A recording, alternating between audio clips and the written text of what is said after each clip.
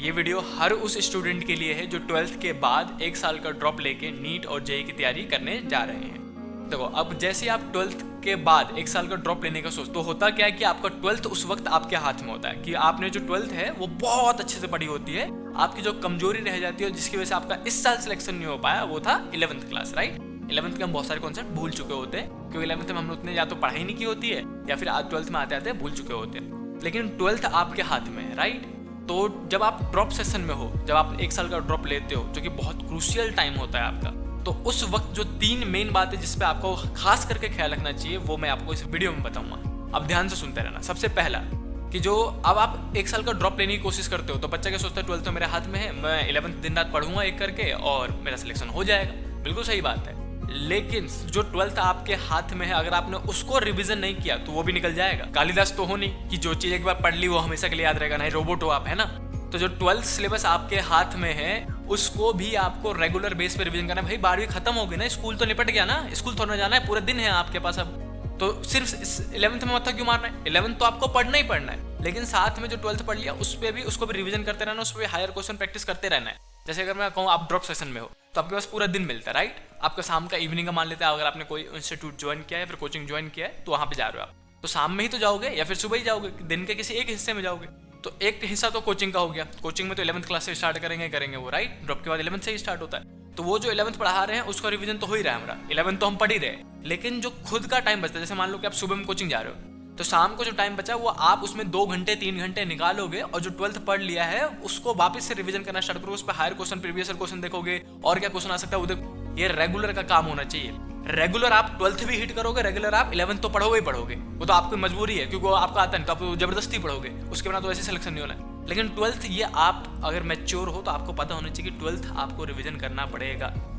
तो जो सबसे पहला पॉइंट था वो ये कि जब आप 11th पढ़ रहे हो वापस से तो 12th को भी रिवीजन में रखना है, दोनों चीज साथ लेके चलना है। इसका एक और फायदा बताता हूँ, जब आप 11th और 12th दोनों साथ में लेके चलते हो ना तो 11th 12th के काफी सिलेबस खास करके फिजिक्स में इंटरलिंक्ड है, तो आप इंटरलिंकिंग देख पाओगे कहाँ से कौन सी मिक्सिंग है, फिर आपको और अच्छे से कॉन्सेप्ट याद रहेगा हमेशा के लिए और बहुत सारे क्वेश्चन आप एक्स्ट्रा हिट कर पाओगे अपने एग्जाम में। इसीलिए हम बच्चों को कहते हैं कि जब बच्चा ड्रॉप लेता है तो 11th जो 12th हाथ में उसको रिवीजन करते रहो, रेगुलर बेस पे रिवीजन करते रहो कि ये पढ़ लिया, ये अच्छा ये तो पढ़ा हुआ था ना, इस पे क्वेश्चन कर लिया, इस पे क्वेश्चन कर लिया। ये आपका होना चाहिए 2 घंटे का माइंड फ्रेशिंग जो मोटिवेटिंग भी होगा। अच्छा मेरे को आता है ये वाला करते क्वेश्चन कर लेता हूँ। 11th जो आप पढ़ने जाओगे उसमें तो पूरा ही पढ़ना पड़ेगा, पूरा पढ़ना पड़ेगा, कॉन्सेप्ट समझने पड़ेंगे, क्वेश्चन हिट करने पड़ेंगे, वो तो करना ही पड़ेगा, वो तो है ही मेजर पोर्सन, है ना।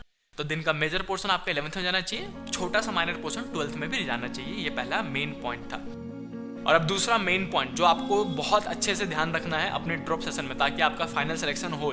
आप ये ना कि अगले साल भी ड्रॉप ले रहे हो, अगले साल भी ड्रॉप ले रहे हो, ऐसा नहीं होना चाहिए ना। तो उसके लिए आपको जो दूसरा मेन पॉइंट है जो ध्यान रखना है वो है टेस्ट सीरीज।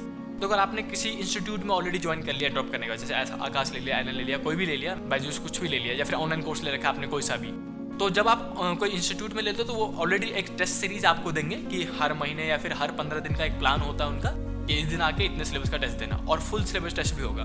तो वो तो अच्छी बात है, अगर आपके पास है तो पहले तो टेस्ट मिस मत करना, टेस्ट मिस बिल्कुल मत करना। जितना सिलेबस बोलोगे उतना रटो, दिन रात एक करो, मुझे नहीं पता, जाके टेस्ट दो। जब तक आप टेस्ट नहीं दोगे ना आपका डर नहीं जाएगा। अगर कुछ भी नहीं आता चलो फिर भी चले गए, कुछ तो आता होगा, पढ़ा लिखा तो है ही, पूरी 11वीं वाली पढ़ लिया ड्रॉप सेशन में, तो अगर टेस्ट की तैयारी नहीं भी हुई तब भी आप टेस्ट में देने हो सके तो चले जाना ताकि आप इवेल्युएट कर सको। गुस्सा ही आ जाएगा ज़्यादा कि नंबर कितने कम आ रहे हैं तो शायद ज़्यादा पढ़ लोगे आप। तो टेस्ट को स्किप नहीं करना है। जितने बच्चे इंस्टीट्यूट जाते हैं, जितने बच्चे इंस्टीट्यूट नहीं जा पाते हैं, जो घर पे पढ़ना चाहते हैं या फिर उनको लगता है कि मैं घर पे बैठ के तैयारी कर लूँगा, उनकी उतनी प्रिपरेशन हो गई है बस थोड़ा सा और करना है, तो उन सबसे बोलूँगा टेस्ट सीरीज जरूर ले लेना। तो हर एक इंस्टीट्यूट जो है ऑनलाइन कोर्सेज भी बहुत सारे हैं जो टेस्ट सीरीज अवेलेबल कराते हैं, तो इनके टेस्ट सीरीज जरूर लेना है आपको। क्यों टेस्ट सीरीज लोगे? ऑफलाइन टेस्ट सीरीज लेना, ऑनलाइन टेस्ट सीरीज लेने की जरूरत नहीं है, पहले बता रहा हूँ। कोरोना खत्म हो गया भाई, निपट लिया वो, तो अब आपको ऑफलाइन जो दूसरा है वो टेस्ट सीरीज है, दूसरा ऑफलाइन टेस्ट सीरीज जरूर लेना है आपको अगर आप किसी इंस्टीट्यूट में ज्वाइन नहीं कर रहे हो तो। ऑफलाइन टेस्ट सीरीज में क्या होता है कि आपको वो हमेशा एक पैटर्न दे देंगे, पूरा सिलेबस लिख के दे देंगे कि इस दिन इतने बजे इतने सिलेबस का टेस्ट होगा, फिजिक्स में इतना, केमिस्ट्री में इतना, मैथ में इतना पूछा जाएगा आपसे। तो वो ऑफलाइन टेस्ट सीरीज जाके देना जरूर है ताकि आप जो एग्जाम है आपका उसके माहौल के फैमिलियर हो जाओ।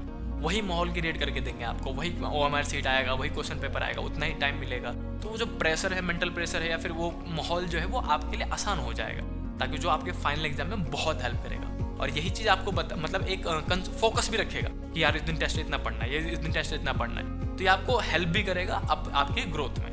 तो पहला क्या था कि 11th और 12th दोनों साथ में रिवीजन करना है। दूसरा क्या था कि आपको टेस्ट सीरीज जरूर लेना है, टेस्ट जरूर देते रहना है, राइट। तो टेस्ट सीरीज ले लो या फिर इंस्टीट्यूट का टेस्ट देते रहना है आपको। तीसरा और लास्ट मेन पॉइंट जो आपको याद रखना है, देखो मैं हमेशा कहता हूँ कि लाइफ में जब भी आप कुछ बहुत बड़ा हिट करने जाओगे ना, तो लाइफ यानी कि नेचर जो है आपको टेस्ट जरूर करेगा। जो भी आपकी कमजोरी है ना वही लाके सामने खड़ा कर देगा और वहीं पे अटकाने की कोशिश करेगा। या तो आपकी कमजोरी होगी या फिर आप उस गुत्थी को सॉल्व करने में बहुत टाइम लगाओगे, तो वो चीज़ लास्ट में ला के दे देगा आपको। जैसे मान लो कि एग्जाम 3 महीने रह गए, 2 महीने रह गए, उस टाइम पे कोई ऐसा सिचुएशन या फिर प्रॉब्लम क्रिएट कर देगा आपकी लाइफ में जिसको लेके आप स्टक हो जाओगे। तो ये आपके साथ भी होगा। जहां आपने नीट और जेईई और बड़े टारगेट सेट किए ना, तो जो आप पूरा 1 साल है ना, ये मत सोचना बच्चे क्या सोचते हैं कि भाई साहब 12वीं में तो मैंने कम पढ़ाई की, अब जो 1 साल का ड्रॉप लूंगा उसमें दिन रात एक करूंगा, वो दिन रात अपने आप को पढ़ते हुए इमेजिन कर लग जाता है, कहते हैं अब तो पक्का हो जाएगा। भाई बात तो बिल्कुल सही है, अगर आपने दिन रात एक कर दिया तो आपका सिलेक्शन कोई नहीं रोक सकता।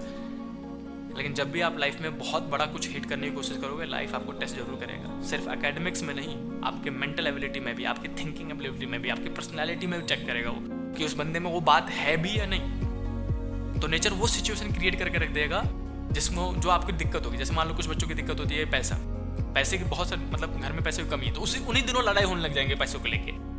मान लो किसी बच्चे की दिक्कत है, मम्मी पापा में बहुत लड़ाई होती है, तो उन्हीं दिनों, बाकी पूरे साल कुछ होना हो, उन दिनों जरूर लड़ाई होंगे जब आपका एग्जाम पास आने वाला होगा। मान लो कुछ बच्चों की दिक्कत होती है आशिकी, जो कि हमारा नॉर्मल है ना, तो कुछ बच्चों की शक्ल, मतलब मान लेते शक्ल सूरत अच्छी नहीं है, तो उनको लगता है हमारी कभी आशिकी हो ही नहीं सकती है। उसी टाइम पे सामने से प्रपोजल आ जाएगा, चाहे आप लड़का हो चाहे लड़की हो, कोई फर्क नहीं पड़ता उससे।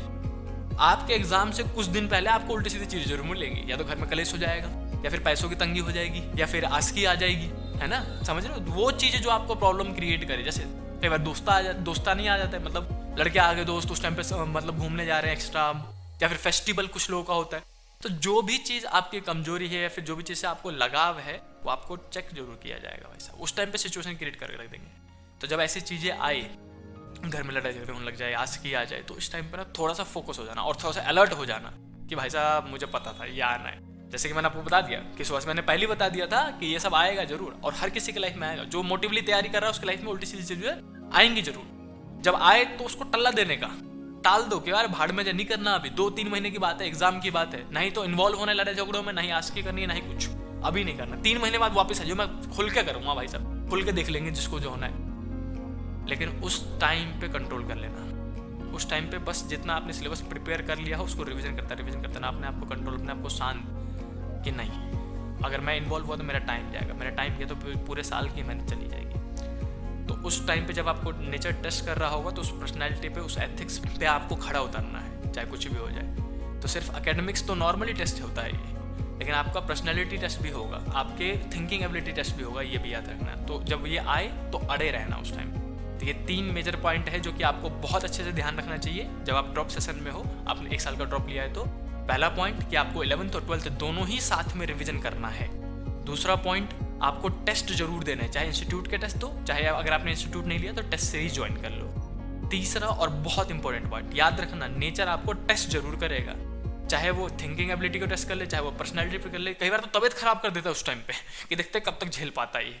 तो आपको नेचर टेस्ट जरूर करेगा। जब नेचर टेस्ट करे तो अड़े रहना, चाहे कुछ भी हो जाए, एग्जाम देने जरूर जाऊंगा, चाहे दुनिया इधर की उधर हो जाए, मैं एग्जाम दे के आऊंगा और अड़े रहूंगा। अगर आप अड़े रहे ना, यू विल गेट विन, कोई नहीं रोक पाएगा फिर आप। अगर आप हार गए तो पूरा साल जाएगा, याद है। तो ये थे 3 मेजर पॉइंट जो आपको ख्याल रखना चाहिए अपने ड्रॉप सेशन में। और हाँ, इस वीडियो को लाइक जरूर कर देना और अपने उन सभी दोस्तों के साथ शेयर कर दो जो 1 साल का ड्रॉप लिए हैं, या फिर जितने भी ड्रॉपर्स बच्चे हैं उनके साथ शेयर कर दो, ताकि उनकी हेल्प हो जाए, उनको कुछ सहानुभूति और सहूलियत भी मिल जाए। और अगर वीडियो अच्छा लगा हो तो कमेंट करके बताना, और भी अगर कोई पॉइंट आपको पूछना है तो आप मुझे कमेंट करके बता सकते हो, मैं श्योरली आपकी हेल्प करूंगा और वीडियो बना के दूंगा।